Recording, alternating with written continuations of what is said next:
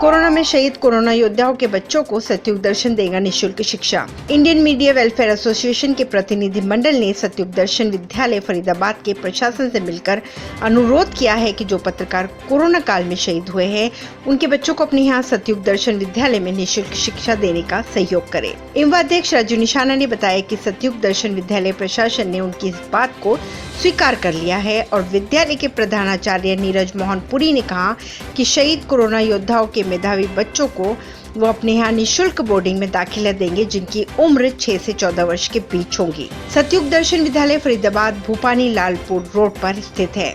सतयुग दर्शन के इस पहल पर इंडिया मीडिया वेलफेयर एसोसिएशन ने स्कूल प्रशासन का आभार व्यक्त किया। साथ ही राजू निशाना ने कहा कि देश की हर सामाजिक संस्थाओं को भी इस समय मीडिया कर्मियों की सहायता के लिए आगे आना चाहिए।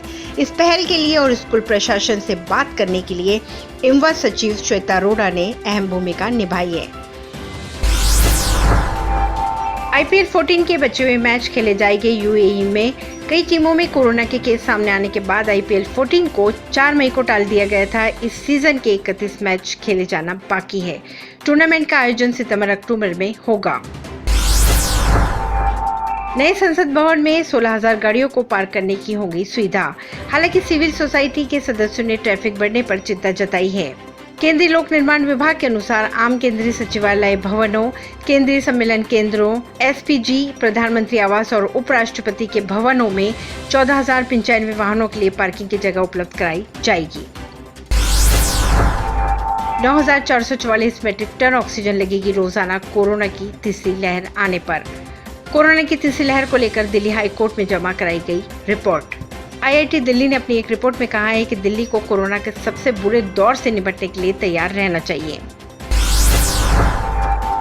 कोरोना काल में पीड़ितों की मददगार बन रही है रोहिणी की फ्रेंडली रसोई। कहा जाता है ना कि नेक कामों के लिए एक पहले कदम की जरूरत होती है, फिर उसके साथ देने के लिए अच्छे लोग अपने आप जुड़ते चले जाते हैं। ऐसी पहल है मानव भोजन सेवा रोहिणी क्षेत्र में, जिसका जिम्मा उठा रखा है समाज सेवी राजन दुआ और उनकी पत्नी स्वाति दुआ ने। राजन दुआ स्वाति दुआ के अनुसार इस मुश्किल समय में ना जाने कितने घरों में लोग इस महामारी की चपेट में आ चुके हैं और कहीं तो पूरा का पूरा परिवार ही इस महामारी की चपेट में आ गया है।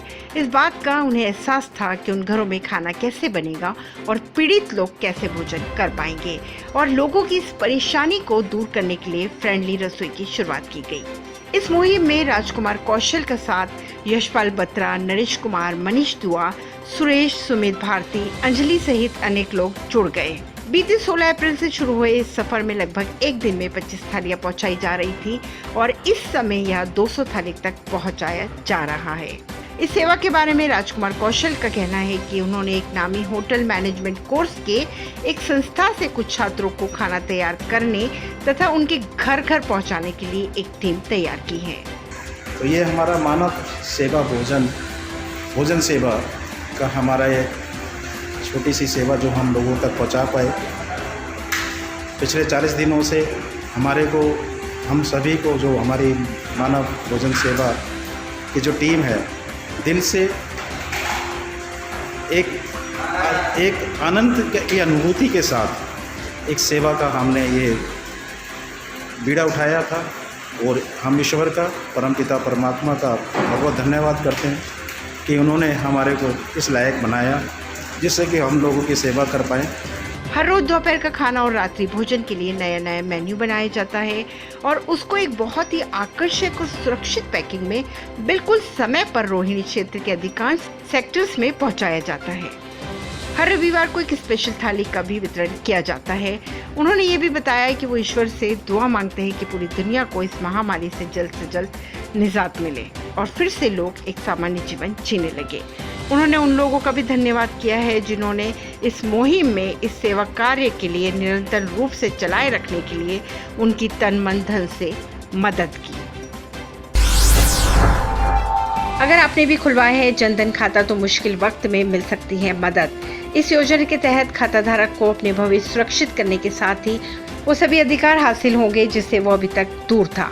PM जनधन योजना के तहत खोले गए हर खाता धारक को कुल 1,30,000 रुपए का लाभ मिलेगा। इसमें दुर्घटना बीमा भी शामिल है। 1 जून 2021 से ITR विभाग की मौजूदा वेबसाइट पर लॉगिन नहीं कर पाएंगे। 7 जून से आयकर विभाग करने जा रहा है बड़ा बदलाव। ITR विभाग ने अपनी ऑफिशियल वेबसाइट को बदलने का फैसला लिया है। अंतर्राष्ट्रीय कमर्शियल उड़ानों पर रोक बढ़ी। 30 जून तक जारी रहेगी पैसेंजर फ्लाइट्स पर पाबंदियां। DGCA ने भारत के schedule international commercial passenger flights पर पाबंदी को एक बार फिर से 30 जून 2021 तक के लिए बढ़ा दी है।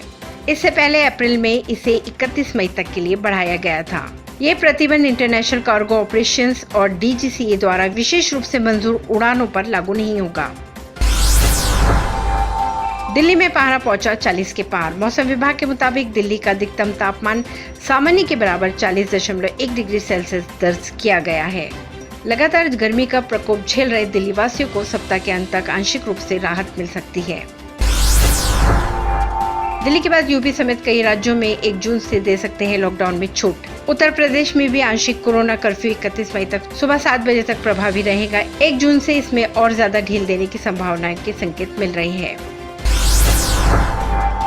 गंगा यमुना में बहते शवों का मामला पहुंचा सुप्रीम कोर्ट। यूपी और बिहार में गंगा और यमुना नदी में बहते शवों के मामलों को लेकर सुप्रीम कोर्ट में याचिका दायर की गई। सुप्रीम कोर्ट में दायर याचिका में कहा गया है कि नदियों में तैरते और आसपास रेत में शवों का यूं नदियों में मिलना पर्यावरण संतुलन को बिगाड़ रहा है। ऐसी ही खबरों के लिए देखते रहिए समाचार वार्ता। लाइक, शेयर एंड सब्सक्राइब करना ना भूलें। परवीन सिंह, समाचार वार्ता के लिए।